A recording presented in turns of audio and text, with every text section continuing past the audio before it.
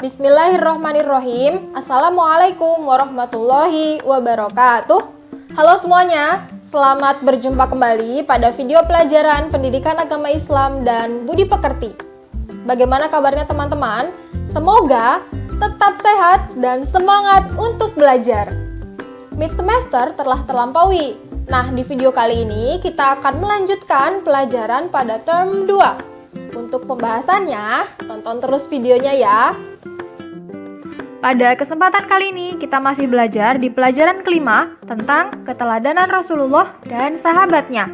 Nah, subtema yang akan kita bahas adalah kepemimpinan sahabat Rasulullah. Setelah Rasulullah SAW wafat, maka digantikanlah kepemimpinan beliau dengan sahabat-sahabatnya, yaitu yang biasa disebut dengan Khulafaur Rasyidin.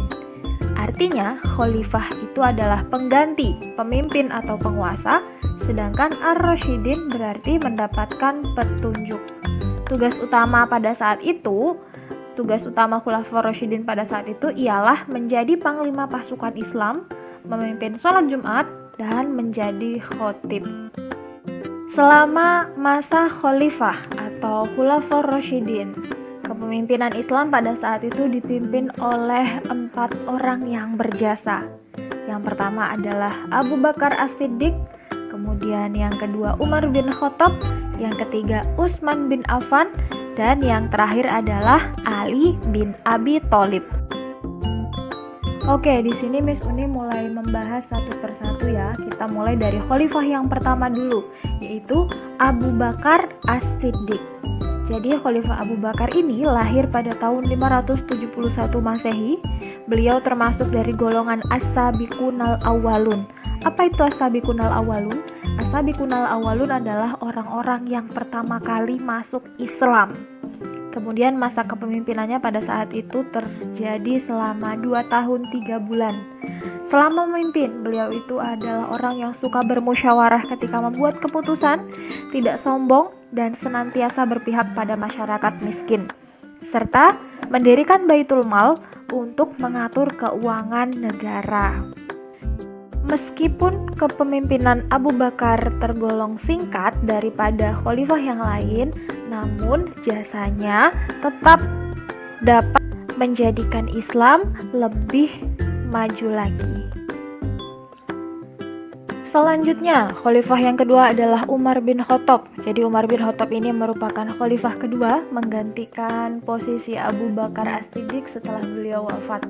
Karena keberaniannya itu, Umar bin Khattab memiliki julukan singa padang pasir.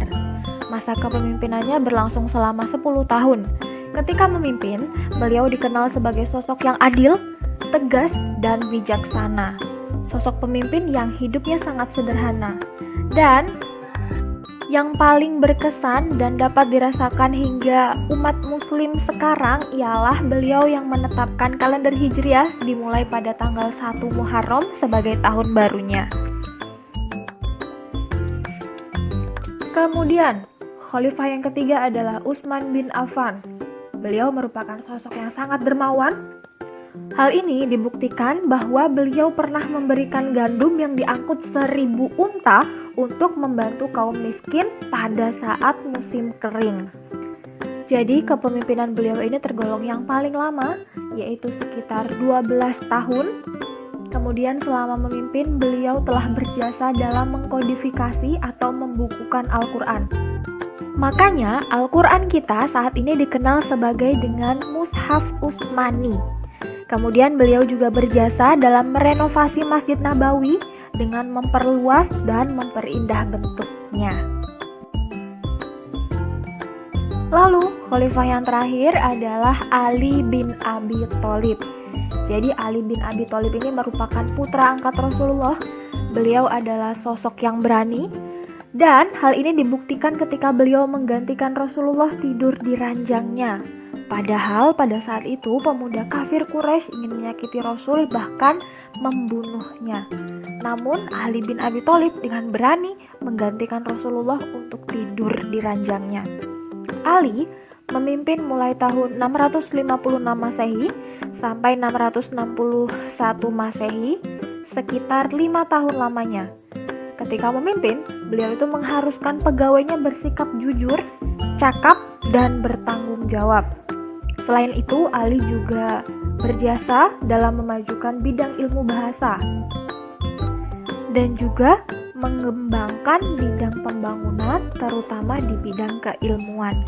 Karena sosok Ali ini adalah sosok yang cerdas, jadi beliau itu sangat berjasa dalam mengembangkan ilmu pengetahuan.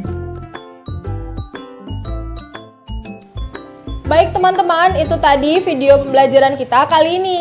Jika ada yang belum dimengerti atau belum dipahami, silahkan berkomentar di Google Classroom atau bertanya langsung saat kelas virtual.